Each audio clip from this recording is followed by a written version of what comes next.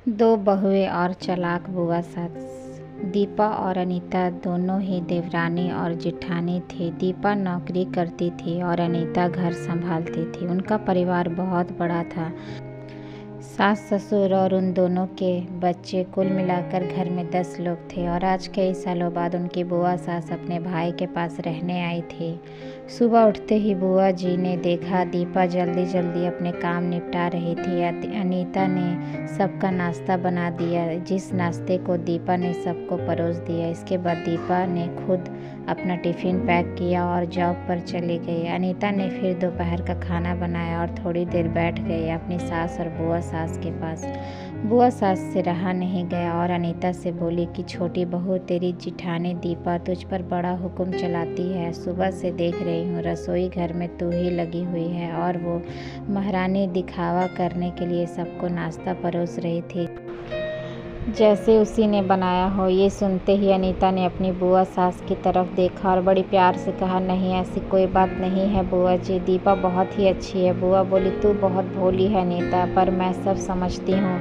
इतनी बूढ़ी मैं ऐसे ही नहीं हुई हूँ। अनीता से अब रहा नहीं गया और वो बोली कि बुआ जी, आपको दीपा दीदी का बाकी सबको नाश्ता परोसना दिखा, मगर आपको ये नहीं पता कि उन्होंने मुझे डांट कर सबसे पहले नाश्ता करवाया, फिर चाय पिलाई, और वो रोज़ ही मुझे सबसे पहले ही नाश्ता करवा देती है, वरना सबका नाश्ता बनाते तो मैं नाश्ता ही नहीं कर पाऊँ। वो मेरा कितना ख्याल रखती है। दीदी सुबह जल्दी उठकर मंदिर की सफाई करके फूल सजा कर रखती है और मुझे खुद से 1 घंटा लेट उठने को कहती है, क्योंकि मुझे उठते ही नहाकर सीधा रसोई में ही जाना पड़ता है। शाम को ऑफिस से आते वक्त दीदी बाज़ार से सब्जियां भी लेकर आती है, क्योंकि हमारे हस्बैंड रात को लेट हो जाते हैं। और दीपा दीदी ने सासू माँ को बाज़ार जाने के लिए मना किया है, क्योंकि माँ जी अब 60 साल के ऊपर हो चुकी है और कहीं बाज़ार जाते समय उन्हें तकलीफ़ ना हो जाए। वैसे भी उन्हें घुटनों की परेशानी है और जब माँ जी को घूमने का मन होता है तो दीपा दीदी छुट्टी करके खुद उनको घुमाने लेकर जाती है। और हाँ बुआ जी, दीपा दीदी रोज़ शाम को आकर खाना बनाने में मेरी खूब मदद करती है। चाहे वो कितनी भी थकी हुई हो, वो मेरी जिठानी ज़रूर है, मगर वो मुझे अपनी छोटी बहन ही मानती है और मैं उन्हें बड़ी बहन मानती हूँ। ये सब सुनते ही बुआ चुप हो गई। शायद उसकी चुगली अनीता के आगे फेल हो चुकी थी।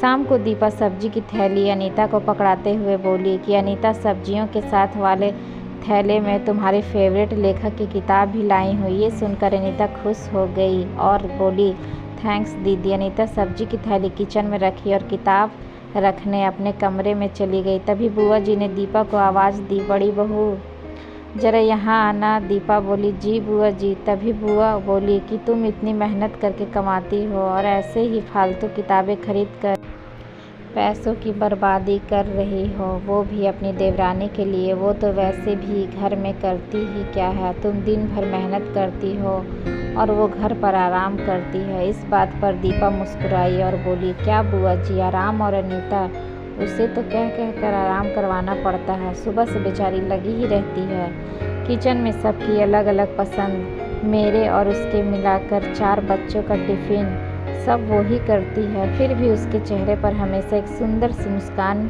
ही रहती है। सुबह की चाय पीने का भी समय नहीं रहता उसे।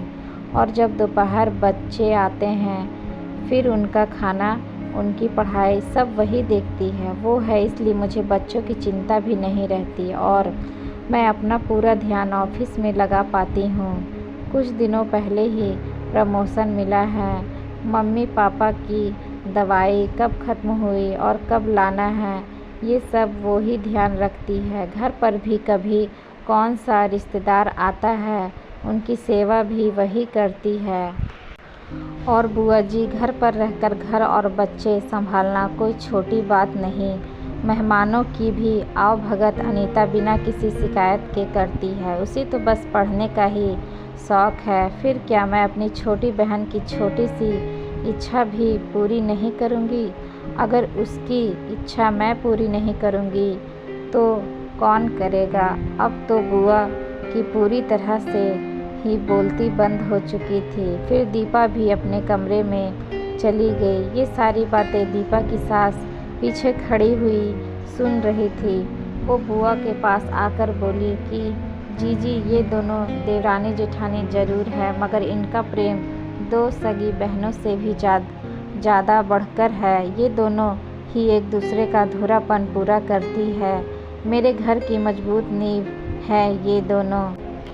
पहले मैं भी एक बुरी सास थी और हमेशा ही मैं इनको लड़ाने की सोचती थी, लेकिन इनके प्रेम के आगे मैं भी पिघल गई। और वो वैसे भी इनको लड़वा कर नुकसान तो हमारे घर का है ना, इसलिए मैं भी इनके ही प्रेम में मिल चुकी हूँ। लेकिन ये बातें दीपा और अनीता की बुआ सास को समझ नहीं आई और वो मुंह घुमाकर अपने कमरे में चली गई, क्योंकि वो तो इनको लड़वाने ही आई थी। लेकिन दीपा और अनीता जैसी बहुओं के बीच दरार पैदा करना बिल्कुल नामुमकिन था। और दोस्तों, अगर दीपा अनीता जैसी बहू बेटी हर घर में हो तो उनके प्यारे घर को बड़ी से बड़ी ताकत भी नर्क नहीं बना सकती।